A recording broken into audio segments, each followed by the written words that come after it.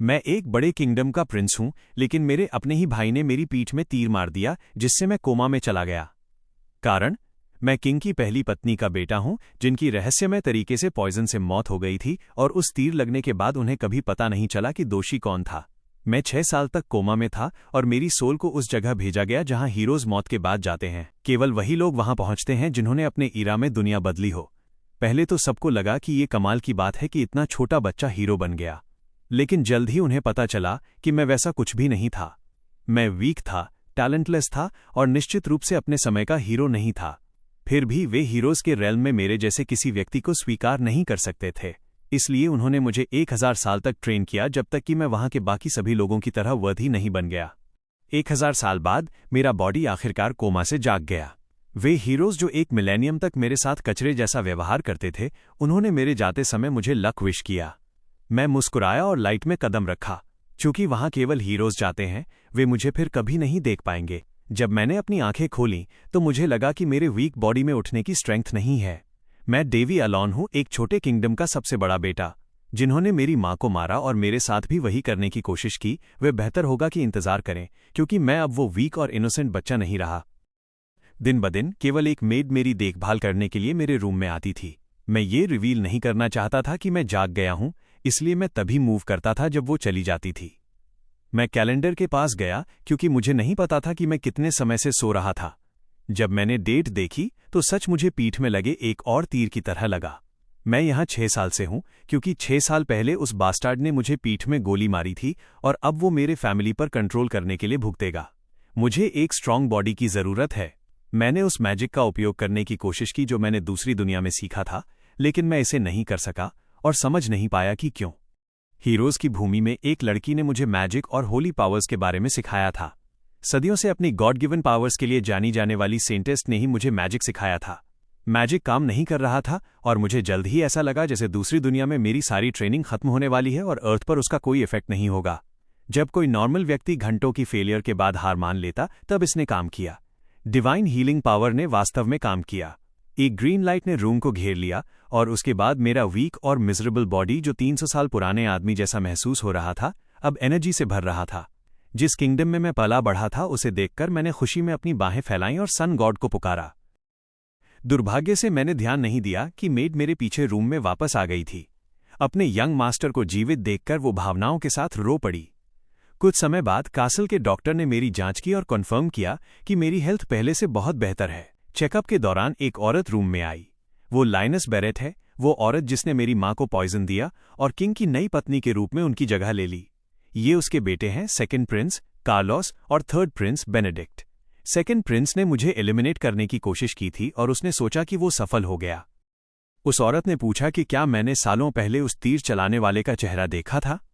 मैंने कहा हाँ, और ये कि रॉयल्टी के खिलाफ असैसिनेशन अटेम्प्ट संभवतः सबसे बड़ा क्राइम है। इन शब्दों को सुनकर कल्प्रेट का खून जम गया, लेकिन उसके बगल में उसकी मां सरकास्टिक तरीके से हंसी और कहा कि केस सालों पहले बंद हो चुका था। डॉक्टर ने वियर्ड वाइब महसूस की, कहा कि मैं कुछ ही दिनों में पूरी तरह ठीक हो जाऊंगा, और रूम से चला गया। उस औरत लाइनस ने अपनी ट्रू फीलिंग्स नहीं छिपाई और कहा कि बेहतर होता अगर मैं मर गया होता। तो मैंने पूछा कि क्या मेरे जिंदा होने से उसे इतनी परेशानी हो रही है। कार्लोस ने जवाब दिया कि किंगडम के लिए ये शर्म की बात है कि एक प्रिंस हमले का शिकार हो और इतने सालों तक कोमा में रहे। उसने कहा, एक पैथेटिक प्रिंस भविष्य में किंग नहीं बन सकता। उसके बाद वे सब चले गए। अब जब वो अकेला था, प्रोटैगनिस्ट को एहसास हुआ कि भले ही वो दूसरों के सामने मैजिक का उपयोग कर रहा था, किसी ने ध्यान नहीं दिया था। उसने अंदाजा लगाया कि उनके अलग अलग पावर लेवल्स ने उसे दूसरों की नजर में आने से बचा लिया। दुष्ट क्वीन और उसके बेटों को फिर से देखकर प्रोटैगनिस्ट तुरंत रिवेंज लेना चाहता था। हालांकि उसने खुद को कंट्रोल कर लिया।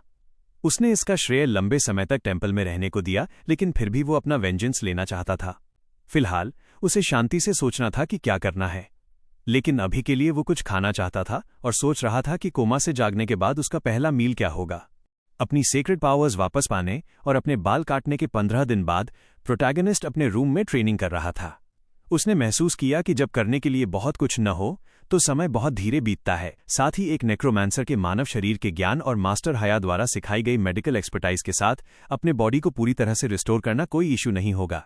प्रोटैगनिस्ट ने अपनी आइसोलेशन के दौरान जो कुछ भी सीखा था उसे प्रैक्टिस में डाल दिया और पाया कि मैजिक ने वास्तव में चीज़ों को बहुत कन्वीनियंट बना दिया था। फिर भी एक बात उसे परेशान कर रही थी। उसकी मेड एमी ने डॉक्टर के ऑर्डर्स को सख्ती से फॉलो करने और प्रिंस को रोजाना सूप सर्व करने का फैसला किया था। इस वजह से उसे एक बूढ़े आदमी जैसा महसूस हो रहा था जो कुछ भी चबा नहीं सकता था। एमी को बुरा लगा कि उसे ये पसंद नहीं आया, लेकिन उसने दावा किया कि वो इसके बारे में कुछ नहीं कर सकती। इसके बावजूद प्रोटैगनिस्ट ने जोर देकर कहा कि उसे बनाए रखने के लिए एक डिश काफी नहीं होगी, इसलिए उसने उसे इसके जैसे 5 और सर्व करने के लिए कहा। मेड इस रिक्वेस्ट से हैरान थी, लेकिन डेवी ने उसे भरोसा दिलाया कि जब तक वो मील लाएगी वो सब कुछ खा लेगा। डेवी जानता था कि एक नॉर्मल व्यक्ति के लिए ये बहुत ज्यादा होगा, लेकिन उसके द्वारा उपयोग किए गए रेस्टोरेशन मैजिक के कारण उसे भोजन की जितनी मात्रा की आवश्यकता थी वो बहुत अधिक थी। एक तरह से ठीक से खाने के बाद उसे लगा जैसे उसकी सोल को आखिरकार शांति मिल गई। हालांकि उसने बहुत सारा खाना खाया, लेकिन उसके बाथरूम के चक्कर भी बार बार लगे। कुछ समय बाद डेवी के सामने कुछ डॉक्यूमेंट्स आए और उसने एक अनएक्सपेक्टेड सच उजागर किया। एमी ने इसके लिए अपनी अपॉलॉजीज दी, लेकिन डेवी ने उसे ये कहते हुए दिलासा दिया कि इसमें उसकी गलती नहीं थी। उसे एहसास हुआ कि वो जितनी मात्रा में भोजन कर रहा था वो उसके फैमिली के लिए एक समस्या बन रहा था। इतना ही नहीं, उसे पता चला कि एमी कासल में बची हुई इकलौती सर्वेंट थी। फैमिली की फाइनेंशियल प्रॉब्लम्स ने इसे भी इम्पैक्ट किया था। इसके अलावा वो कासल जहां वो रहता था केवल एक मेड के लिए अकेले सब कुछ मैनेज करने के हिसाब से इनॉर्मस था। भविष्य को लेकर चिंतित डेवी ने पूछा कि कासल के एसेट्स की एस्टिमेटेड वैल्यू क्या है। एमी ने जवाब दिया कि उनके पास केवल 6000 गोल्ड कॉइन्स हैं। डेवी ने कहा कि अगर वे इस बजट को मैनेज कर सकें तो उन्हें और कोई समस्या नहीं होनी चाहिए। हालांकि एमी ने बताया कि ऑफिशियली उन्हें महीने में 500 गोल्ड कॉइन्स मिलने चाहिए थे, लेकिन हकीकत में उन्हें 100 से भी कम मिल रहे थे। डेवी ने पूछा कि क्या उसके फैमिली का एक्सटॉर्शन किया जा रहा है। मेड ने कहा नहीं, तो उसने पूछा कि क्या समस्या उसकी सैलरी की है, लेकिन वो समझ गया कि इस समय तक शायद उसे रेगुलर पेमेंट भी नहीं मिल रहा था। एमी उससे झूठ नहीं बोल सकी, इसलिए उसने स्वीकार किया कि उसे पहले जो मिलता था उसका केवल 1/3 मिल रहा है। इसके साथ डेवी ने सोचा कि एमी जेनरस हो सकती है, लेकिन ऐसी कंडीशंस में काम करने के लिए राजी होना मूर्खता थी। आखिर हाउसहोल्ड मेड्स को नोबिलिटी की प्रॉपर्टी माना जाता था और एमी एक आर्टिस्ट की बेटी थी। उनकी खराब परिस्थितियों के कारण वो उसकी मेड बन गई थी, लेकिन पिछले 6 सालों से अकेले प्रिंस और कासल की देखभाल करना निश्चित रूप से बहुत टफ रहा होगा। इतना ही नहीं, उसने प्रिंस की देखभाल जारी रखने के लिए व्यावहारिक रूप से अपनी थोड़ी सी कमाई भी खर्च कर दी थी। इस वजह से डेवी ने उसे आदेश दिया कि जो उसे अब तक नहीं मिला है उसे वो उसके पर्सनल फंड से ले ले। एमी ने ऐसा करने से मना कर दिया, ये कहते हुए कि उनके पास अगले दिन के लिए खाना भी नहीं है, इसलिए वो इतनी बड़ी अमाउंट स्वीकार नहीं कर सकती। डेवी ने उससे कहा कि अब से उसे उसके साथ प्रिंस जैसा व्यवहार करने की जरूरत नहीं है। उसने ये भी कहा कि वो अब बहुत बेहतर महसूस कर रहा है और उसे अब उसकी कांस्टेंट केयर की जरूरत नहीं है। इसके अलावा प्रिंस कहलाना बहुत फॉर्मल था और उसे एमी से डिस्टेंट महसूस कराता था, और उसे ये पसंद नहीं था क्योंकि वही एक ऐसी व्यक्ति थी जो इतने लंबे समय तक वास्तव में उसके साथ रही थी। कुछ समय बाद वो व्यक्ति कहता है कि प्रिंस के लिए पहले से अकाउंटेड फॉर फंड्स का उपयोग करना असंभव है। हालांकि डेवी का ध्यान केवल काउंसलर की अजीब मूंछों पर है। वो नोटिस करता है कि उसके आसपास के लोग उसे डिस्डेन के साथ देख रहे हैं और यहां तक कि काउंसलर भी इसे देखता है। लेकिन अपना सिर झुकाने के बजाय डेवी काउंसलर से कहता है कि वो उसकी रिक्वेस्ट में बाधा न डाले। वो कहता है कि उसे करीब 500 गोल्ड मिलने चाहिए, लेकिन उसे आधे से भी कम मिल रहा है और वो जानना चाहता है क्यों। काउंसलर समझाता है कि कासल के मेंटेनेंस की कॉस्ट्स उस गोल्ड की अमाउंट से काट ली जाती हैं जो प्रिंस की फैमिली को मिलनी चाहिए, इसलिए उन्हें केवल वही मिलता है जो बच जाता है। हालांकि डेवी कहता है कि वो इन आर्ग्यूमेंट्स से इरिटेट हो रहा है। उसके आसपास के लोग भी ऐसा ही महसूस करते हैं क्योंकि वे पॉइंट आउट करते हैं कि फैमिली के कासल के फ्लोर्स टूटे हुए हैं और गार्डन खरपतवार से भरा है। इसलिए ऐसी खराब तरीके से मेंटेन जगह को बनाए रखने में इतना खर्च नहीं आना चाहिए। डेवी भी इससे सहमत है। इतना ही नहीं, वो जानता है कि किसी प्रिंस या रॉयल फैमिली के किसी अन्य सदस्य के लिए अपना फाइनेंसेस खुद मैनेज करना अनकॉमन है। बदले में काउंसलर कहता है कि मेंटेनेंस फंड के उपयोग की फाइनेंस डिपार्टमेंट द्वारा सुपरविजन नहीं की जाती है। वो ये भी कहता है कि ये जगह बजट मैनेज करने के लिए है, लोन्स की रिक्वेस्ट करने के लिए नहीं। डेवी को एहसास होता है कि कोई भी फाइनेंशियल प्रॉब्लम्स का दोष लेने को तैयार नहीं है। फिर वो जाने की तैयारी करता है जब तक कि काउंसलर ये नहीं पूछता कि क्या प्रिंस मेंटेनेंस डिपार्टमेंट जाएगा। डेवी जवाब देता है कि उसे वहां कोई आंसर्स नहीं मिलेंगे। जाने से पहले वो काउंसलर से कहता है कि वो उस पैसे का आनंद ले जो अभी भी उसकी जेब में है। जैसे ही वो पैलेस से गुजरता है, डेवी सोचता है कि इसमें कोई आश्चर्य नहीं है कि एमी के अलावा कोई और सर्वेंट काम पर नहीं बचा, क्योंकि कम पेमेंट मिलने के अलावा नोबल्स द्वारा उनके साथ दुर्व्यवहार किया जाता था, जिससे सारा बोझ एमी पर आ गया। इसके बाद डेवी पूछता है कि क्या एमी उसके लिए एक सॉर्ड ला सकती है। मेड ऐसी अचानक रिक्वेस्ट से हैरान रह जाती है, लेकिन वो दावा करता है कि उसका सॉर्ड का उपयोग किसी को नुकसान पहुंचाने या ऐसा कुछ करने का कोई इरादा नहीं है। उसकी एब्सेंस में डेवी सोचता है कि वो किसी इंसान को नहीं काटेगा, क्योंकि जिन्हें वो टारगेट कर रहा है उन्हें इंसान भी नहीं माना जा सकता। प्रोटैगनिस्ट जानता है कि वो अभी एक अनस्टेबल पोजीशन में है और वो बिना प्रायर प्लानिंग के अपने टारगेट्स को एलिमिनेट करना शुरू नहीं कर सकता। आखिरकार वो पहले से ही एक आउटकास्ट है और अगर उसका पता चल गया तो ये और भी बुरा हो सकता है।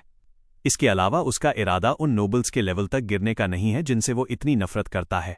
एक अन्य मोड़ पर डेवी और उसकी मेड का सामना एक मरे हुए वाइल्ड बोर से होता है। डेवी दावा करता है कि उसे वो जानवर उसी हाल में मिला। ये जाहिर तौर पर एक झूठ है, क्योंकि उसने खुद उस जानवर का शिकार किया है और अब उसे खाने के लिए प्रिपेयर कर रहा है।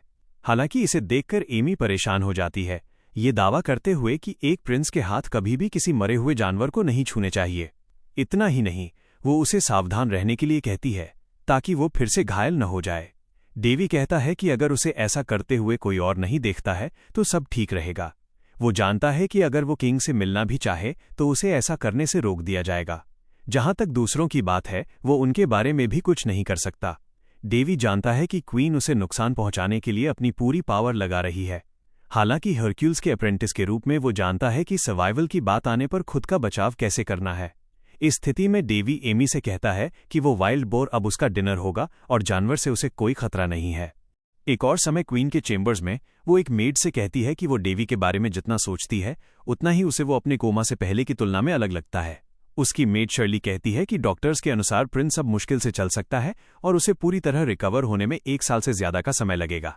हालांकि क्वीन पूछती है कि क्या कोई संभावना है कि ये इन्फॉर्मेशन गलत हो। वो कहती है कि भले ही शर्ली ब्लैक मून के लिए क्लास ए इन्फॉर्मेंट है, लेकिन क्वीन की उपस्थिति में वो एक क्लास सी मेड से बढ़कर कुछ नहीं है।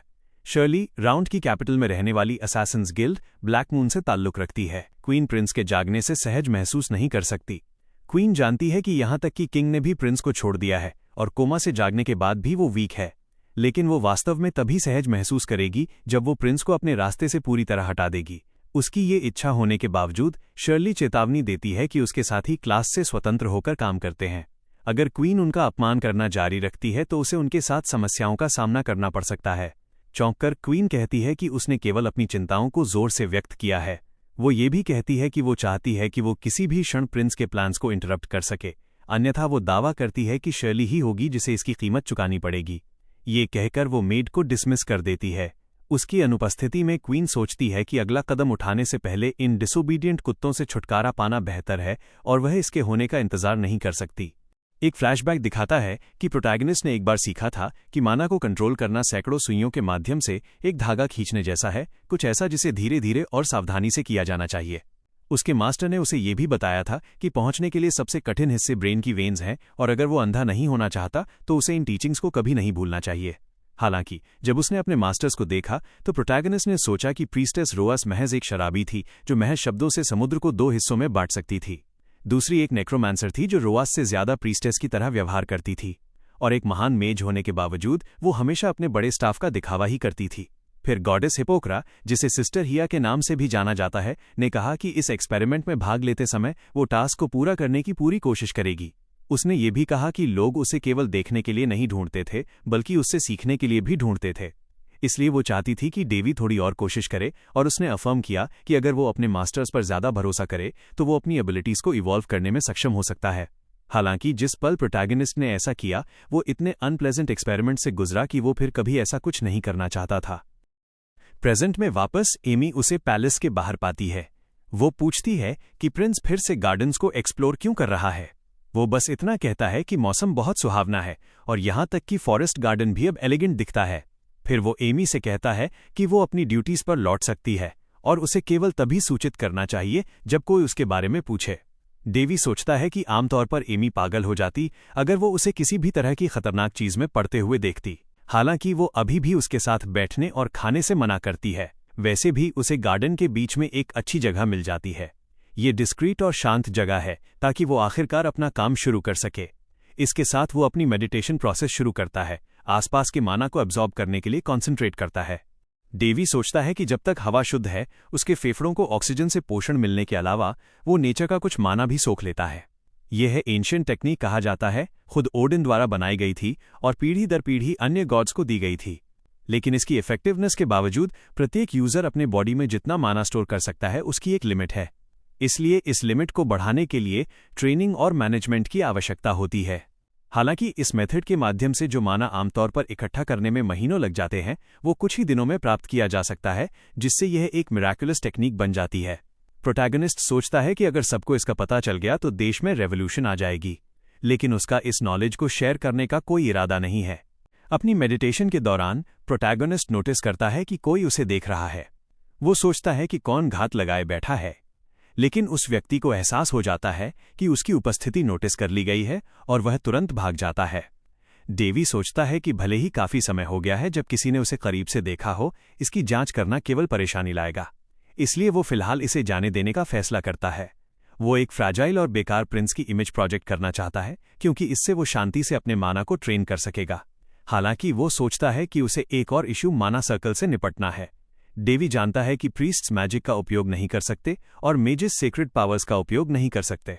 इसके अलावा नेक्रोमांसी एक ऐसी शक्ति है जिसका उपयोग दोनों ही नहीं कर सकते। हालांकि वो एक स्पेशल केस है, क्योंकि वो प्रीस्ट्स, मेजेस और नेक्रोमांसर्स की एबिलिटीज को वील्ड कर सकता है। ये सब उसके पागल टेम्पल मास्टर्स और 2 एक्सेंट्रिक रिसर्चर्स की बदौलत है। फिर भी बस उस समय को याद करने से प्रोटैगनिस्ट को बुरा महसूस होता है। वैसे भी वो सोचता है कि मेजेस आमतौर पर माना का उपयोग करने के लिए अपने दिल में एक सर्कल बनाते हैं। दुर्भाग्य से ये मेथड नेक्रोमांसी और सेक्रेड पावर के बीच के क्लैश को हैंडल नहीं कर सकता। अगर वो ऐसा करता तो उसका दिल शायद आर्टरी सर्कल नामक प्रोसेस में नष्ट हो जाता। इस मेथड में एक अभेद्य और माना रेजिलिएंट सर्कल बनाने के लिए उसके शरीर के चारों ओर की आर्टरीज को कंबाइन करना शामिल है। ऐसा करने से डेवी अपने दिल सहित अपने पूरे शरीर का उपयोग करेगा, और न केवल ये नेक्रोमांसी और सेक्रेड पावर के बीच के क्लैश को रोकेगा, बल्कि ये सरप्राइजिंग रिजल्ट्स भी लाएगा। हालांकि चूंकि ये बॉडी मॉडिफिकेशन के जितना करीब हो सकता है उतना है, एक भी गलती फेटल होगी, इसलिए वो इस मेथड का सहारा नहीं लेना चाहता था। पिछली बार वो केवल टेम्पल मास्टर्स की वजह से सफल हुआ था। वो प्रोसेस के आउटकम को लेकर अनश्योर है। इसके बारे में इतना सोचते हुए प्रोटैगनिस्ट को एक ग्लिम्प्स मिलती है। वो अंततः अपने मास्टर्स को देखता है, इसलिए वो सोचता है कि भले ही वो मेथड में फेल हो जाए, ये टेम्पल में 1000 साल बिताने जितना बुरा नहीं होगा। उस स्थिति में वो कोशिश करने का फैसला करता है। कुछ समय बाद प्रिंस को लेकर चिंतित एमी सोचती है कि डिनर का समय बीत चुका है और वो अभी तक नहीं आया है। उसे ये अजीब लगता है, क्योंकि वो अपने मील्स के लिए कभी लेट नहीं होता। उसे आदेश दिया गया था कि जब तक कुछ एक्सट्रीम इंपॉर्टेंस का न हो, वो प्रिंस को डिस्टर्ब न करे। इसके अलावा अगर प्रिंस को कुछ भी हुआ तो उसे रिस्पॉन्सिबल ठहराया जा सकता है। हालांकि प्रोटैगनिस्ट कुछ ही देर बाद दिखाई देता है। वो उसे वेट कराने के लिए अपॉलोजाइज करता है। डेवी कहता है कि वो एमी की रेजिलियंस की प्रशंसा करता है। इतना ही नहीं, वो अंततः उस पर कोलैप्स हो जाता है। इससे एमी काफी एम्बैरेस्ड हो जाती है, क्योंकि उसे लगता है कि यह अफेक्शन का प्रदर्शन है। हालांकि प्रोटैगनिस्ट बस उस पर लीन कर रहा था। शेयर एग्जॉस्शन के कारण वो मुश्किल से खड़ा हो पा रहा था। इसी वजह से वो फिर जमीन पर गिर जाता है, जिससे एमी उसकी फिजिकल स्टेट को लेकर सच में चिंतित हो जाती है। कुछ समय बाद प्रोटैगनिस्ट अपने बेड पर जागता है।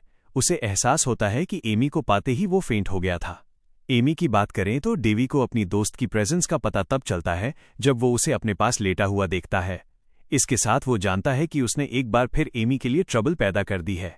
वैसे प्रोटैगनिस्ट को एहसास होता है कि सर्कल फॉर्मेशन की प्रोसेस पूरी तरह से कंप्लीट हो गई है। उसकी वेन्स में 3 पावर्स बह रही हैं और इस स्ट्रेंज सर्कल के ऊपर एक और स्पेशल इफेक्ट है। इतना ही नहीं, डेवी एनवायरनमेंट में एक स्ट्रॉन्गर माना प्रेजेंस महसूस करता है। चूंकि वो अब स्ट्रॉन्गर है, वो हवा से अधिक माना एब्जॉर्ब कर सकता है। उसे लगता है कि अपनी फिंगर्स के सिर्फ एक फ्लिक से वो किसी भी सिंपल स्पेल का उपयोग कर सकता है, जिसमें रेस्टोरेशन भी शामिल है। 5 महीने बाद चीजें अलग हैं। एमी कुछ इंग्रेडिएंट्स के साथ प्रोटैगनिस्ट की मदद कर रही है। डेवी का मानना है कि वो जो खा रहा है उससे वो ठीक है। जब से आर्टरी सर्कल कंप्लीट हुआ और उसकी लाइफ स्टेबलाइज हुई, तब से कोई उसके कासल में मीट और वेजिटेबल्स छोड़ रहा है। पहले उसने इसे क्वीन की किसी प्लान का हिस्सा माना, लेकिन उसे नहीं लगता कि वो बिना किसी कारण के हर बार इतनी परफेक्टली इससे बच सकती है। डेवी को लगता है कि कोई वाकई उसकी मदद करने की कोशिश कर रहा है, हालांकि उसने अभी तक ये पता नहीं लगाया है कि ये कौन कर रहा है।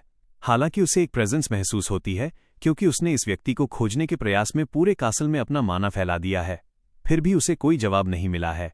हालांकि इससे प्रोटैगनिस्ट को यह बेहतर ढंग से समझने में मदद मिल रही है कि कौन उसके करीब आ रहा है या उससे दूर जा रहा है। फिर एमी कहती है कि उन्हें जल्द ही फूड प्रॉब्लम्स नहीं होंगी। हालांकि डेवी चेतावनी देता है कि उनके पास जल्द ही गेस्ट्स होंगे, क्योंकि उसे किसी के आने का एहसास होता है। वो सोचता है कि ये कौन हो सकता है, ये अंदाजा लगाते हुए कि ये क्वीन के इन्फॉर्मेंट्स में से एक हो सकता है। अपने क्वार्टर्स में पहुंचकर प्रोटैगनिस्ट अपने विजिटर्स का स्वागत करता है। एक प्रीस्ट उसकी फिजिकल स्टेट को एनालाइज करता है और पूछता है कि क्या प्रिंस को लगता है कि वो जल्द ही पूरी तरह रिकवर हो जाएगा। वो कहता है कि चूंकि प्रिंस इतने लंबे समय से बेडरिडन है, इसलिए उसे हील करने के प्रयास में उसकी होली पावर्स का उपयोग करना डेंजरस है। प्रोटैगनिस्ट बदले में मानता है कि क्लेरिक जो कुछ भी कह रहा है वो नॉनसेंस है, क्योंकि उसने अभी तक प्रॉपर हीलिंग स्पेल्स का उपयोग नहीं किया है और उसकी मदद करने का कोई वास्तविक इरादा नहीं है।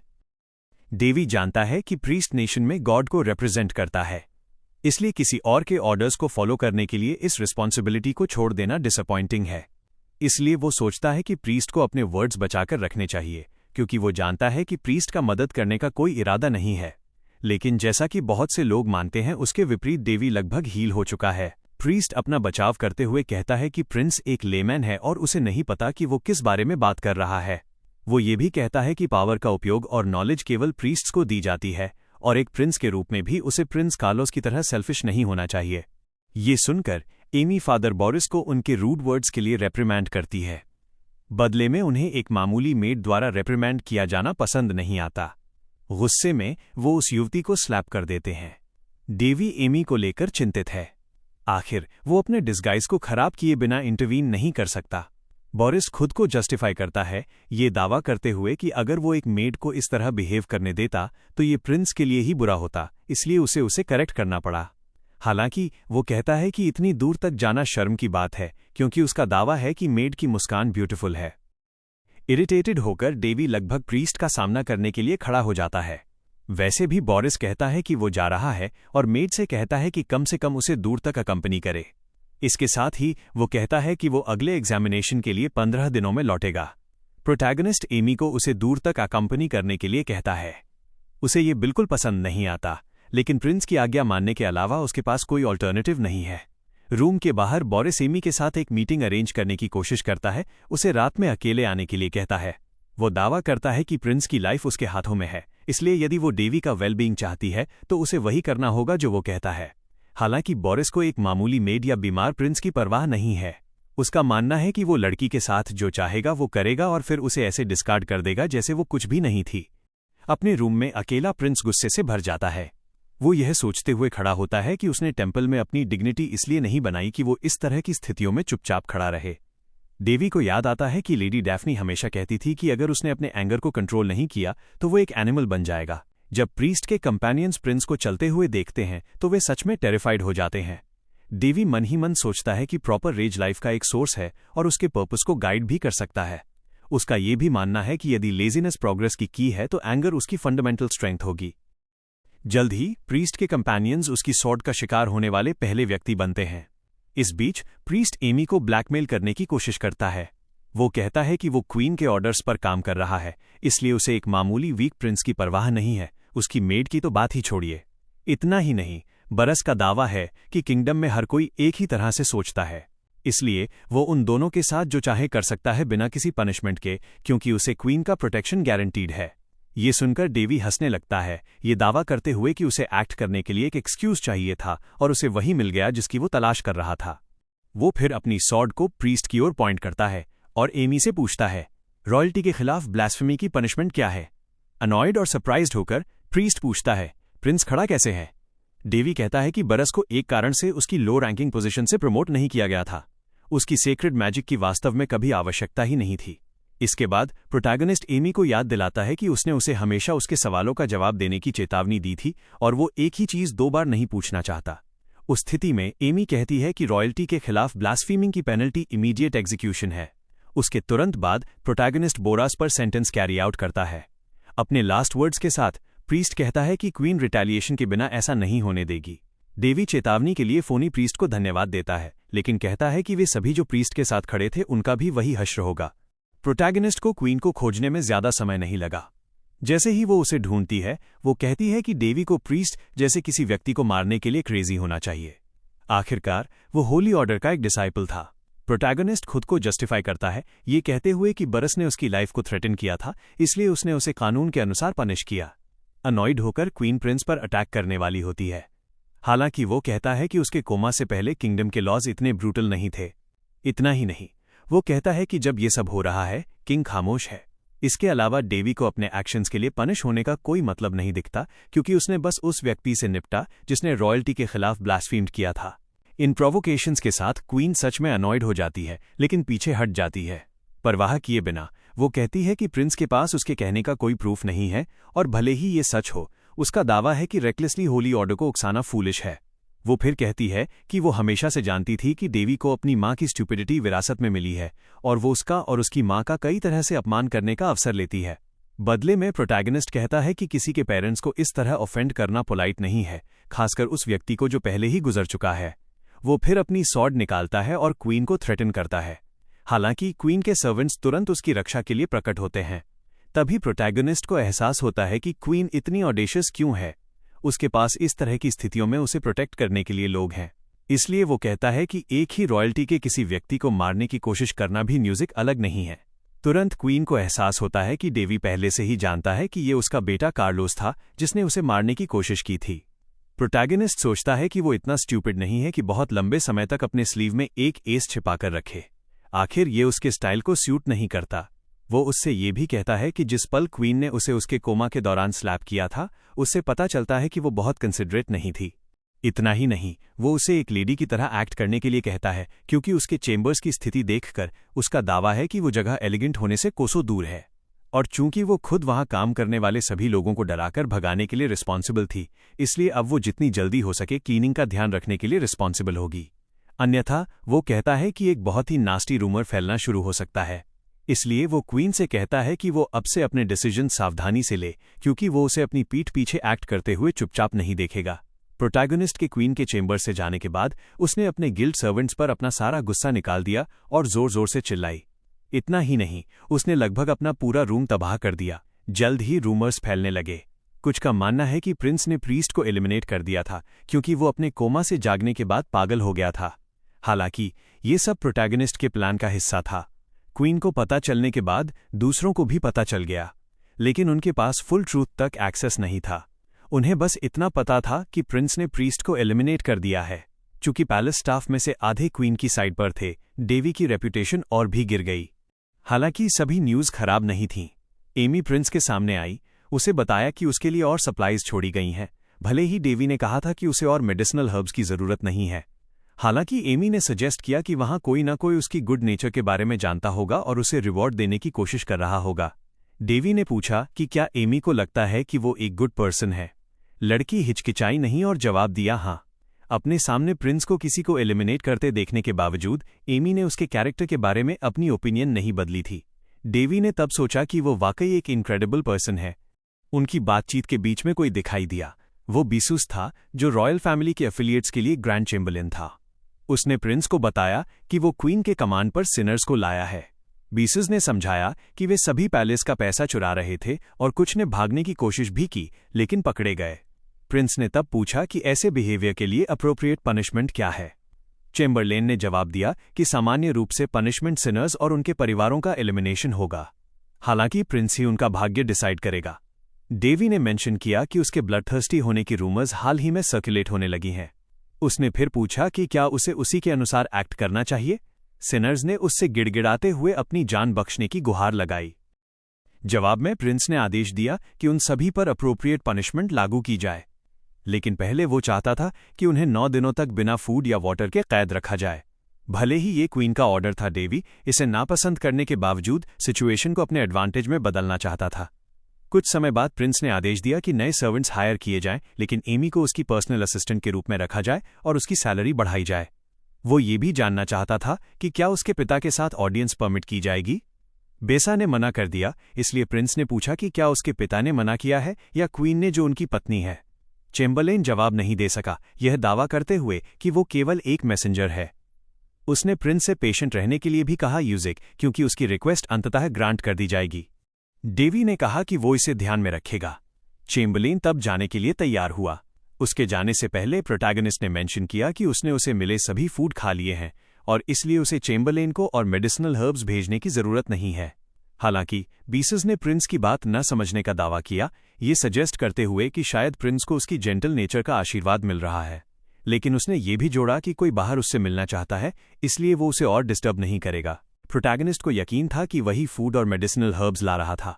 आखिर बीसस सभी किंग स्टाफ का हेड था और उसे हमेशा से जानता था। उसे बस ये नहीं पता था कि एमी के अलावा पैलेस में कोई और भी उसकी साइड पर है। वैसे भी डेवी को अपनी प्रतीक्षा कर रहे विजिट पर फोकस करने की आवश्यकता थी। एमी जल्द ही प्रकट हुई और अनाउंस किया कि फोर्थ प्रिंस और सेकंड प्रिंसेस उससे मिलने आए हैं। तुरंत प्रिंसेस प्रोटैगनिस्ट के रूम में एंटर हुई। उसका नाम विनली एल्रॉन था और वो अपने भाई को देखकर ओवरजॉयड थी। उसकी खुशी इतनी अधिक थी कि वो प्रोटैगनिस्ट पर जंप कर गई, जिससे वो फर्श पर गिर गया। एमी उसे उस हालत में देखकर बहुत चिंतित हो गई, लेकिन उसके तुरंत बाद उनके भाई ने दिखाई देते हुए कहा कि विनली को और केयरफुल होना चाहिए। वो बरीस एल्रॉन था, फोर्थ प्रिंस और विनली का ट्विन ब्रदर, और उसने ये भी जोड़ा कि वो डेवी को हेल्थी देखकर खुश है। वर्तमान किंग क्रायोनस एल्रॉन के 3 महिलाओं से बच्चे थे। वर्तमान क्वीन उसकी पहली मिस्ट्रेस अनीशा और उसकी दूसरी मिस्ट्रेस एलिस। जबकि एलिस क्वीन की परफेक्ट सपोर्ट है, अनीशा ने न्यूट्रल रहने का फैसला किया और दूसरों के बीच एक आउटसाइडर बन गई। बरीस और विनली अनीशा के बच्चे हैं, जो उन्हें प्रोटैगनिस्ट के हाफ सिबलिंग्स बनाते हैं। जबकि बरीस एक अधिक फॉर्मल और पोलाइट डिमीनर अपनाता है, उसकी बहन अधिक रेकलेसली एक्ट करती है। विनली अपने भाई से कहती है कि वो हर समय इतना फॉर्मल एक्ट न करे, उसे याद दिलाती है कि वो वही था जिसने डेवी को देखने की चाहत में वाइनिंग शुरू की थी। जैसे ही वे बहस करते हैं, एमी ये चेक करने की कोशिश करती है कि क्या प्रिंस ठीक है। बैठने और बात करने के बाद उन्हें एहसास होता है कि उनकी लास्ट मीटिंग को 6 साल बीत चुके हैं। डेवी के कोमा में जाने के बाद ट्विंस को एक रिमोट एरिया में भेज दिया गया था। वे उस समय केवल 8 साल के थे और जो ऑर्डर्स उन्हें मिले थे उन्हें मानने के अलावा वे कुछ नहीं कर सकते थे। इसके अलावा उनकी मां ने अपनी पहली बेटी दाना को एक फॉरेन रेल्म में भेज दिया था। यह सब वर्तमान क्वीन की स्कीम्स के कारण हुआ था। उनकी बातचीत पर वापस लौटते हुए ट्विंस मेंशन करते हैं कि उन्होंने अपने पिता को देखा है। डेवी पूछता है कि किंग कैसे हैं। बरीस जवाब देता है कि थक जाने के बावजूद उनके पिता ठीक हैं। हालांकि विनली को एहसास होता है कि उसके भाई डेवी को अपने पिता से मिलने का मौका तक नहीं मिला है और वो इससे शॉक्ड है। वैसे भी बरिस मेंशन करता है कि वहां आने के रास्ते में उसने नोटिस किया कि पैलेस की कंडीशन स्टैंडर्ड के मुताबिक नहीं थी। डेवी समझाता है कि कुछ लोग उसका पैसा चुरा रहे थे, लेकिन उसने पहले ही इसका ध्यान रख लिया है और जल्द ही सब कुछ नॉर्मल हो जाएगा। फिर भी बरीस इंसिस्ट करता है कि यह अनएक्सेप्टेबल है। जबकि उसका भाई कोमा में था, कुछ लोगों ने उसे रॉब करने का फैसला किया, इसलिए वो किंग से एक्शन लेने के लिए कहने का प्लान बनाता है। हालांकि प्रोटैगनिस्ट उससे ऐसा न करने के लिए कहता है, ये दावा करते हुए कि सब कुछ पहले ही रिजॉल्व हो चुका है। वो इसे खुद हैंडल करेगा क्योंकि वो किंग को ऐसे ट्रिवियल मैटर्स से बॉदर नहीं करना चाहता। उसकी मदद करने के लिए तैयार लोगों की बढ़ती संख्या को देखकर प्रोटैगनिस्ट सोचता है कि क्या ये वास्तव में हो रहा है या सिर्फ उसकी इमेजिनेशन है। उस विचार को एक तरफ रखते हुए वो आश्चर्य व्यक्त करता है कि विनली में मैजिक के लिए टैलेंट है और पूछता है कि क्या वे वास्तव में एक आर्टिस्टिक ग्रुप का हिस्सा हैं। विनली समझाती है कि अगर वो न होती तो उसका ट्विन चोटिल हो जाता, क्योंकि वो हमेशा बिना किसी कोऑर्डिनेशन के बेतहाशा दौड़ता रहता है। वो दावा करती है कि उसके जैसे लोग किसी फेंसिंग कॉम्पिटिशन में पार्टिसिपेट करने के लिए क्वालिफाइड नहीं है। ये शब्द वास्तव में बरीस को अनॉय करते हैं और एक बार फिर ट्विन्स अपने भाई के सामने बिकरिंग शुरू कर देते हैं। उनके शांत होने के बाद विनली प्रोटैगनिस्ट को एक लेटर सौंपती है, जिसमें बताया गया है कि हर 5 साल में आयोजित होने वाला एक फेंसिंग कॉम्पिटिशन शुरू होने वाला है। इस बार टूर्नामेंट पिस्टी के रेल्म में होगा। लेटर को पढ़कर प्रोटैगनिस्ट कॉम्पिटिशन की सीरियसनेस को पहचानता है। बरीस सजेस्ट करता है कि डेवी को इस अपॉर्चुनिटी का उपयोग रेल्म छोड़ने के लिए करना चाहिए, क्योंकि वो अपनी पूरी लाइफ वहीं रहा है और यहां तक कि उनके पिता से इसके बारे में पूछा भी था। हालांकि विनली उसे करेक्ट करती है, ये बताते हुए कि रिक्वेस्ट उसने की थी और डेवी को व्यक्तिगत रूप से किंग द्वारा जाने के लिए ऑथराइज किया गया था। इसके अलावा विनली दावा करती है कि पिस्टी का रेल्म पानी का शहर है, इसलिए वहां सुंदर होना चाहिए। वो फिर डिक्लेयर करती है कि वो उसके साथ जाना चाहती है और ना नहीं सुनेगी। इसे देखते हुए प्रोटैगनिस्ट कहता है कि वो अपने भाई बहनों की रिक्वेस्ट को मना नहीं कर सकता। उस स्थिति में वो उनके साथ ट्रैवल करेगा। डेवी रिफ्लेक्ट करता है कि वो वास्तव में कभी फॉरेन रेल्म नहीं गया है और इस तरह के इवेंट को एंजॉय करना इतना बुरा नहीं होगा। इसके अलावा वो सोचता है कि थोड़ा फन उसे फायदा पहुंचाएगा और वो इवेंट के लिए एक्साइटेड हो जाता है। इस बीच रॉयल हॉल में बीसस टिप्पणी करता है कि बरीस जल्द ही 14 साल का हो जाएगा, व्यावहारिक रूप से एक एडल्ट बन जाएगा। वो आगे कहता है कि प्रिंसेस अभी फेंसिंग टूर्नामेंट के बारे में चर्चा कर रहे होंगे, लेकिन वो किंग से कहता है कि चिंता न करें क्योंकि यंग मास्टर अब मैच्योर हो गए हैं। बीसस डेवी की शानदार कामनेस और परसेप्शन की प्रशंसा करता है और इस बात पर आश्चर्य व्यक्त करता है कि प्रिंस कितना ग्रो कर गया है। ये सुनकर किंग कहता है कि ये काफी है कि चैम्बरलेन भी इस बात से अवगत है और कहता है कि स्थिति काफी दुखद है। डेवी के पास वापस लौटते हुए वो अपनी मां के पोर्ट्रेट को प्रशंसा से भरकर घूरता है, न केवल इसलिए बल्कि इसलिए भी क्योंकि उसका रूम आखिरकार ऑर्गेनाइज हो गया था और अब वो किसी हॉन्टेड जगह जैसा नहीं लग रहा था। बीसस की मदद से नए एम्प्लॉयीज ने तेजी से काम किया था और पैलेस का अब वैसा अपीयरेंस था जैसा उसका होना चाहिए। न केवल डेवी बल्कि एमी भी नई डेकोर से मंत्रमुग्ध थी। उसे ये बहुत सुखद लगा कि चीजें आखिरकार ट्रैक पर वापस आ रही थीं। हालांकि डेवी अपने नए रूम का आनंद लेने के लिए रुकने वाला नहीं था क्योंकि उसे ट्रैवल करना था। एमी ने कन्फर्म किया कि उसने प्रिंस द्वारा रिक्वेस्ट की गई सभी चीजें पहले ही पैक कर ली हैं। उसने फिर एक बॉटल उसकी देखरेख में छोड़ी और पिस्टी के किंगडम की ओर जाने के लिए ट्विंस के साथ शामिल हो गया। कॉन्टिनेंटल फेंसिंग टूर्नामेंट लंबे समय से एक ऐसा इवेंट रहा था जिसने भारी प्रभाव रखने के साथ साथ सभी का ध्यान आकर्षित किया था। बरीस की पार्टिसिपेशन के साथ डेवी को उनके साथ जाने की अनुमति दी गई थी, इस उम्मीद में कि उसका भाई जीत हासिल करेगा जिससे कार्लोस की पोजीशन हिल जाएगी। किसी कारण से डेवी को अभी भी नहीं पता था कि क्वीन प्रतियोगिता में बरीस की पार्टिसिपेशन के लिए सहमत क्यों हुई थी। शायद उसे उसकी जीत पर विश्वास नहीं था, या शायद वो कुछ सिनिस्टर प्लान कर रही थी जिस पर डेवी को नजर रखनी होगी। उनके प्रस्थान करने से पहले किंग यात्रा को आशीर्वाद देने के लिए सार्वजनिक रूप से प्रकट हुए, लेकिन डेवी के लिए उसने किंग को केवल अपने तथाकथित पिता के रूप में देखा। अपने कोमा से जागने के बाद उसने उन्हें पहली बार देखा था। जहां तक पिछले 6 महीनों की बात है, किंग ने अपने ही बेटे से दूरी बनाए रखी थी। किंग ने फिर पूछा कि क्या बरीस कॉन्फिडेंट है। लड़के ने हाँ कहा, ये दावा करते हुए कि वो अपनी अचीवमेंट्स के माध्यम से अपने किंगडम को बहुत अच्छी तरह रिप्रेजेंट करेगा। बदले में किंग ने बरीस की सुरक्षित घर वापसी की कामना की। दूसरों के साथ बात करने के बजाय किंग बस यूजिक अपनी पीठ मोड़कर चले गए, लेकिन जाने से पहले उन्होंने डेवी से कहा कि उसे हेल्थी देखकर अच्छा लगा। विनली ने पूछा कि क्या उसका भाई ठीक है। अपने विचारों में डेवी ने जवाब दिया हाँ। आखिर वो अपनी भावनाओं को किंग पर बर्बाद नहीं करना चाहता था। इसके बाद किंग के एक मैसेंजर ने अनाउंस किया कि प्रिंस बरीस की टूर्नामेंट में पार्टिसिपेशन बहुत महत्व की है और इसलिए इवेंट के दौरान कोई कर्फ्यू नहीं होगा। वाकई बदल गए हैं। उनमें उनके पूर्व हीरोइक और कॉन्फिडेंट व्यक्तित्व का कोई निशान नहीं था। अब वो केवल एक बेतरतीब बूढ़े आदमी की तरह लग रहे थे, जैसे कि हर चीज और हर किसी से थक चुके हों। किसी भी स्थिति में मेन पार्टी टूर्नामेंट के लिए निकल पड़ी। यात्रा के दौरान बरीस ने नोटिस किया कि उसका भाई बोर्ड लग रहा है और पूछा कि क्या कोई चीज उसे अनकंफर्टेबल कर रही है। डेवी ने जवाब दिया, नहीं, वो बस इस तरह की लॉन्ग डिस्टेंस ट्रैवल्स का आदी नहीं था। विनली ने हालांकि वो वाइन उठाई जो डेवी ने तैयार की थी और सजेस्ट किया कि ये यात्रा के दौरान चीजों लिव इन थिंग्स अप बना सकती है। उसने कहा कि उसने पहली बार ऐसी फ्रेग्रेंट वाइन चखी थी और पूछा कि उसे ये बॉटल कहाँ मिली। डेवी ने समझाया कि वाइन उसकी मां द्वारा छोड़ी गई थी। ये सुनकर बरीस ने पूछा कि क्या उन्हें वाकई इतनी वैल्यूबल चीज पीनी चाहिए। डेवी ने जवाब दिया कि इसके लिए ये बेस्ट मोमेंट था। आखिर वे सेलिब्रेट कर रहे थे। विनली ने कमेंट किया कि डेवी काफी बदल गया है, ये दावा करते हुए कि वो पहले कभी भी अपनी मां की छोड़ी हुई किसी भी चीज को जाने नहीं देता था। वैसे भी उसने कहा कि वाइन रखने के लिए नहीं बल्कि पीने के लिए बनाई गई है। फिर उनकी खुशी के लिए टोस्ट प्रस्तावित किया। कुछ समय बाद उन्होंने सड़क पर कैंप लगाया।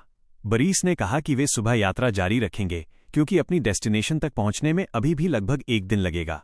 उसने ये भी मेंशन किया कि उसने किसी तरह विनली को अभी के लिए शांत रखा है और इस तथ्य ने कि उसने बहुत अधिक पी ली थी निश्चित रूप से मदद की। बरीस को याद आया कि डेवी कहा करता था कि वो किसी दिन कैंपिंग पर जाना चाहता है और नोट किया कि ये बिल्कुल वही है जो वे अब कर रहे हैं।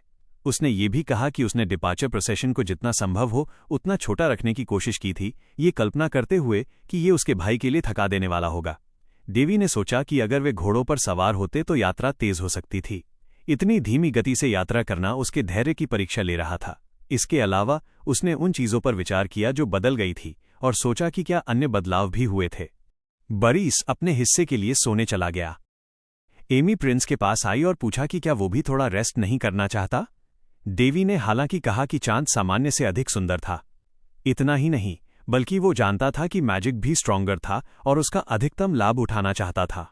रात के दौरान कोई मेंशन करता है कि रेड मून का नाम साइरस है और ब्लू वाले का कस।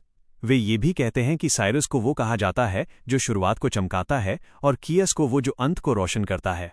इस पर प्रोटैगनिस्ट टिप्पणी करता है कि वो आदमी काफी कुछ जानता है। आदमी जवाब देता है कि ये कॉमन नॉलेज है, क्योंकि एक बड़ा बच्चा भी ऐसी बातें जानता होगा। वो ये भी जोड़ता है कि वो एक महिला के साथ ये बातचीत करना पसंद करेगा। तभी एक कॉलीग उस आदमी के पास आता है और पूछता है कि वो किससे बात कर रहा है। वो आदमी चौंक जाता है, क्योंकि उसे लगा कि वो पहले से ही अपने कॉलीग से बात कर रहा था, जिससे उसे आश्चर्य हुआ कि क्या वो पहले किसी भूत से बात कर रहा था। प्रोटैगनिस्ट इस स्थिति पर हंसता है, ये महसूस करते हुए कि वो वही गोस्ट था जिसकी बात हो रही थी। डेवी ने अपनी एबिलिटीज का उपयोग इनविजिबल होने के लिए किया था और गार्ड्स की जासूसी कर रहा था, ये नोटिस करते हुए कि उनमें से 4 एलीट एक्सपर्ट स्वॉर्ड्समैन थे। उदाहरण के लिए रात के बीच में 20 दुश्मनों द्वारा हमला किया जाना। प्रोटैगनिस्ट ने दूर से निंजास को देखा, ये कल्पना करते हुए कि उन्होंने शायद हमला करने से पहले सभी के सो जाने का इंतजार किया होगा। ये शायद क्वीन का प्लान था। आखिर ये डेवी और ट्विंस से एक साथ छुटकारा पाने का एक बेहतरीन तरीका होगा। प्रोटैगनिस्ट खुद को एक्सपोज नहीं करना चाहता था, ठीक वैसे ही जैसे किसी भी संदेह को पैदा करने से बचना चाहता था, लेकिन वो ये भी जानता था कि वो स्थिति को बस इग्नोर नहीं कर सकता। इसके अलावा जिन लोगों ने उसकी पावर को देखा था, वे आमतौर पर बताने के लिए जीवित नहीं बचते थे। बिना किसी प्रॉपर वेपन के भी प्रोटैगनिस्ट लड़ने के लिए तैयार हो गया। उसे याद आया कि उसके पुराने मास्टर कहा करते थे कि हाथ में मौजूद किसी भी चीज को वेपन के रूप में इस्तेमाल किया जा सकता है। बस जिज्ञासा के कारण प्रोटैगनिस्ट ने पूछा कि क्या उन्हें क्वीन द्वारा भेजा गया है। हालांकि किसी ने उससे बात नहीं की। उस स्थिति में डेवी ने उनसे कहा कि यदि वे जवाब नहीं देने वाले हैं तो वे बस चले जाएं। लेकिन ये अच्छी तरह जानते हुए कि क्वीन के शिकारी कुत्ते हाउंड्स हार नहीं मानेंगे, उसने फिर से हमला किया। लड़ते हुए उसने विचार किया कि ऐसा करने से क्वीन को क्या हासिल होगा। 3 रॉयल्टीज को खत्म करने से पूरे किंगडम पर असर पड़ेगा, यहां तक कि क्रायोनेसा को भी इसकी वजह से कठिनाइयों का सामना करना पड़ेगा, या शायद इसके पीछे उसका कोई और मकसद था। लड़ाई में वापस प्रोटैगनिस्ट ने कुछ दुश्मनों को मार गिराया और फिर पूछा कि क्या दूसरे भागने की कोशिश नहीं करने वाले हैं। उसने उनसे ये भी कहा कि वो उन्हें भागने का मौका देगा और क्वीन को बताएगा कि प्रिंस डेवी सिर्फ मजे के लिए उसकी हर चीज तबाह कर देगा। ये देखकर कि वो कितना स्ट्रांग था, दुश्मनों ने पीछे हटने रिट्रीट का फैसला किया। हालांकि प्रोटैगनिस्ट उन्हें इतनी आसानी से भागने नहीं देगा। वो निंजास के पीछे गया, उन्हें बताया कि वे धीमे थे। इतना ही नहीं, बल्कि उसने उन्हें एलिमिनेट करने का अवसर लिया, ये दावा करते हुए कि उसकी पकड़ से बचना इतना आसान नहीं था। निंजास को खत्म करने के बाद प्रोटैगनिस्ट ने एक बार फिर उनके परफॉर्मेंस का मजाक उड़ाया। उसने टिप्पणी की कि एक निंजा का सबसे बड़ा गुण धैर्य पेशेंस था, इसलिए उन्हें ये पता होना चाहिए। आखिरकार ये उनके बीच एक प्रसिद्ध कहावत थी। फिर और निंजास प्रकट हुए, क्योंकि वे छिपे हुए थे। हालांकि प्रोटैगनिस्ट ने दावा किया कि ये टैक्टिक उसके खिलाफ बेकार थी। वो देख सकता था कि निंजास में से एक भाग रहा था, जबकि बाकी उसे डिले करने के प्रयास में पीछे रह गए थे। पीछे छूटे हुए निंजास को खत्म करने के बाद डेवी ने कमेंट किया कि वे इतने बेकार थे कि वे एफर्ट के लायक भी नहीं थे। इसके अलावा उसने निंजास के मौके पर पहुंचने से पहले ही सब कुछ तैयार कर लिया था। उसने डिक्लेयर किया कि जब तक वे महाद्वीप कॉन्टिनेंट के दूसरी ओर न हो, कोई भी निंजा उस रीच से नहीं बच सकता। इस पर उसने उस निंजा पर हमला किया जो भाग गया था और उसे एक ऐसी मैजिकल टेक्निक से सीधे मारा जिसका कोई आकार, गंध या रंग नहीं था। लेकिन अपने टारगेट को मारते ही इसने तुरंत उनकी आत्मा सोल को खत्म कर दिया। प्रोटैगनिस्ट को खुद ऐसा करना थोड़ा ब्रूटल लगा, लेकिन उसके मास्टर्स ने उसे सिखाया था कि उसने जो शुरू किया है उसे हमेशा ठीक से खत्म करे। इतना ही नहीं, बल्कि उन्होंने उसे ये भी सिखाया था कि जो उसकी लाइफ को थ्रेटन करते हैं उनके प्रति कोई दया न दिखाए। इसलिए उसने सोचा कि इन दुश्मनों के लिए एक परफेक्ट एलिमिनेशन एक उपयुक्त अंत होगा।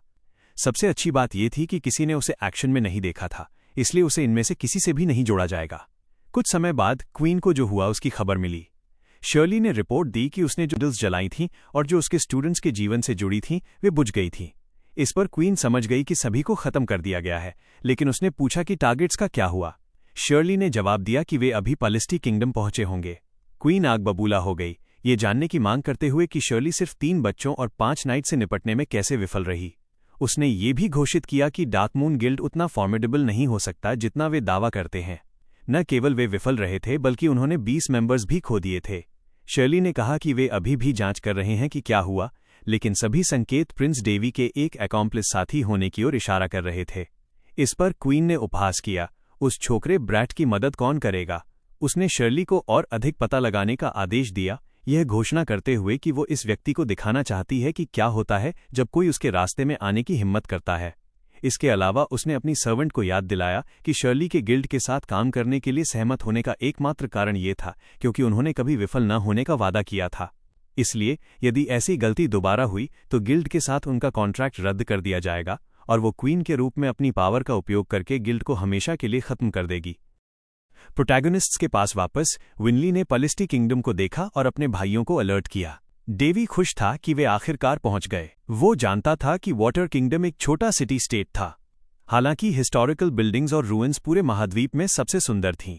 लोकेशन पर पहुंचने पर प्रोटैगनिस्ट ने नज़ारे का आनंद लिया। उसके एक्सप्रेशन से अंदाजा लगाते हुए उसके भाई ने नोटिस किया कि वो खुश था। डेवी ने कंफर्म करते हुए कहा कि आखिर ये वही जगह है जहां स्वॉर्ड फाइटिंग कॉम्पिटिशन्स होते थे। उनके पास एक स्टेडियम था जो आमतौर पर बैटल्स के लिए एक अरीना के रूप में उपयोग किया जाता था। वो जगह कई फाइटर्स और मॉन्स्टर्स के अपनी जान के लिए लड़ने के कारण बहुत पॉपुलर थी। विनली ने मेंशन किया कि इस बार 8 पार्टिसिपेंट्स अपने संबंधित देशों का प्रतिनिधित्व रिप्रेजेंट करेंगे। प्रोटैगनिस्ट ने तब जल्दी से महसूस किया कि अंत में ये नेशनल प्राइड की लड़ाई के अलावा और कुछ नहीं था।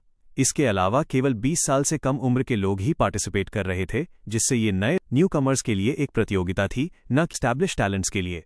इतना ही नहीं, बल्कि विनली ने जोड़ा कि राउंड किंगडम ने अपना प्रतिनिधित्व करने के लिए एक बेवकूफ़ इडियट को भेजा है। इस पर उसके भाई ने पूछा कि क्या उसे उसका अपमान करने के बजाय उसे मोटिवेट करने की कोशिश नहीं करनी चाहिए।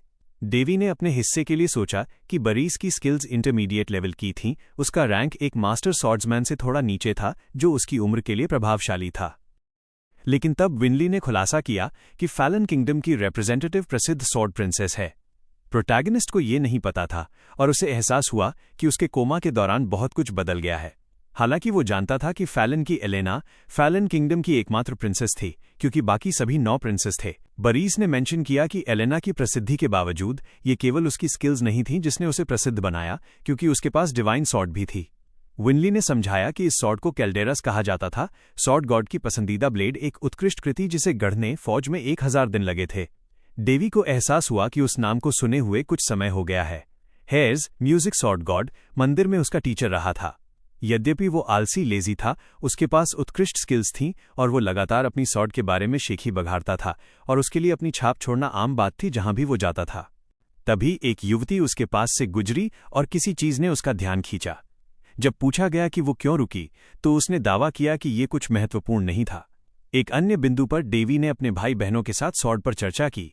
ये सॉर्ड बिना किसी कारण के डिवाइन नहीं कहलाती थी और इस वजह से उसे आश्चर्य हुआ कि इसने सैकड़ों वर्षों के बाद एलेना को अपने अगले विल्डर के रूप में क्यों चुना था।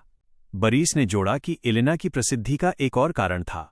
उसने दावा किया कि वो महाद्वीप की मेजरेबल ब्यूटीज में से एक थी।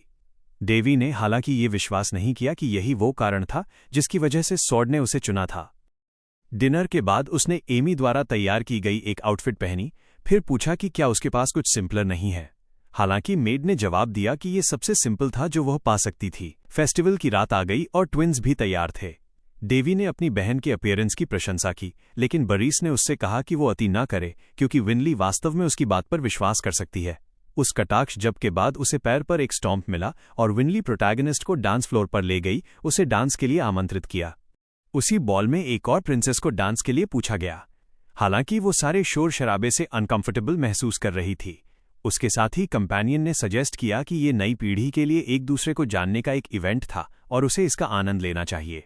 उसने फिर पूछा कि गांव की उसकी पहले की यात्रा कैसी रही थी। प्रिंसेस ने जवाब दिया कि ऐसी बर्बर बारबैरिक जगह के लिए ये बुरा नहीं था। प्रतियोगिता से पहले नोबल्स के मेलजोल के लिए एक बैंक्वेट और बॉल तैयार किया गया था। हालांकि प्रोटैगनिस्ट को केवल प्रतियोगिता में दिलचस्पी थी और उसने अन्य मेहमानों को ऑब्जर्व करने के लिए बॉल का उपयोग किया। उसने नोटिस किया कि अधिकांश मेहमान युवा थे, क्योंकि प्रतियोगिता 20 साल से कम उम्र के लोगों तक ही सीमित थी। इसके बावजूद वहां उसकी तरह ही शैपरोन्स भी थे। अब तक बरीस सबसे पॉपुलर था। बिना कोशिश किए भी वो कई सेंटर ऑफ अटेंशन बन गया। डेवी ने सोचा कि उसके भाई की स्किल्स उसकी पॉपुलैरिटी का कारण हो सकती हैं। परवाह किए बिना उसे यह दिलचस्प लगा कि बरीस दूसरों के साथ इंटरैक्ट कर रहा था। न केवल बरीस बल्कि विनली भी बहुत ध्यान आकर्षित कर रही थी।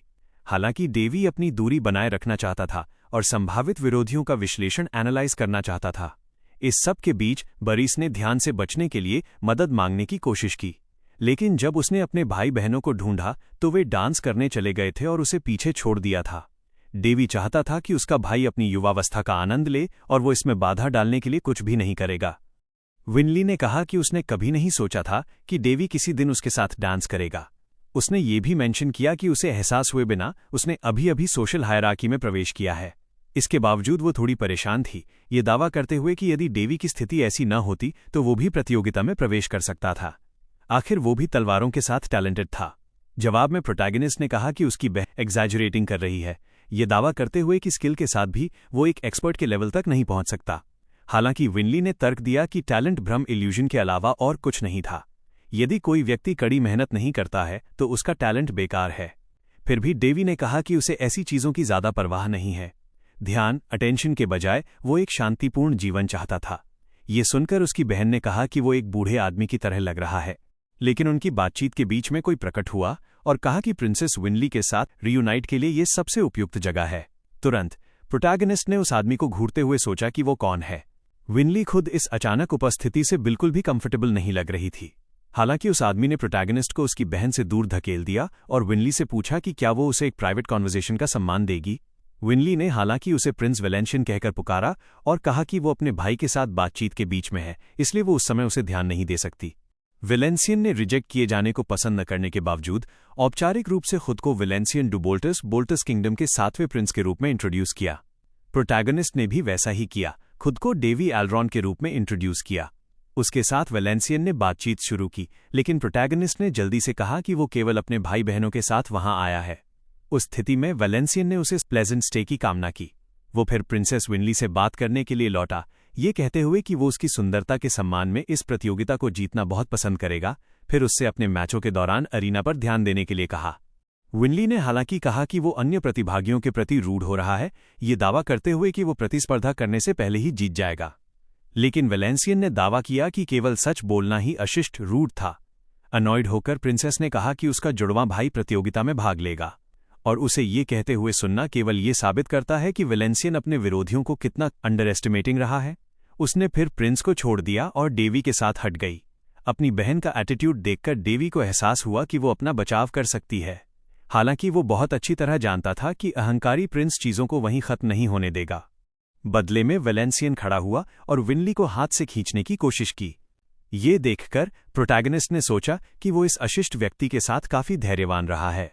उसने फिर प्रिंस को अनबैलेंस करने और उसे पूरी तरह से डिसार्म करने में कामयाबी हासिल की। डेवी ने कहा कि वेलेंसियन को उसकी बहन को इस तरह नहीं छूना चाहिए। उसने ये भी जोड़ा कि वेलेंसियन भाग्यशाली है कि उसने कोई हड्डी नहीं तोड़ी, ताकि वो बिना किसी समस्या की प्रतियोगिता में भाग ले सके। हालांकि इसने केवल वेलेंशियन को और भी अधिक आग बबूला फ्यूरियस कर दिया। उसने अपना एक दस्ताना ग्लव निकाला और उसे प्रोटैगनिस्ट के चेहरे पर फेंक दिया। उसके साथ उसने उसे एक ड्यूएल के लिए चुनौती दी। विनली ने कहा कि प्रिंस अपनी सीमाओं बाउंड्स को लांघ रहा है। वेलेंसियन ने यह दावा करते हुए अपनी बात पर जोर दिया कि वो एक नाइट के रूप में अपने सम्मान के लिए ऐसा कर रहा है।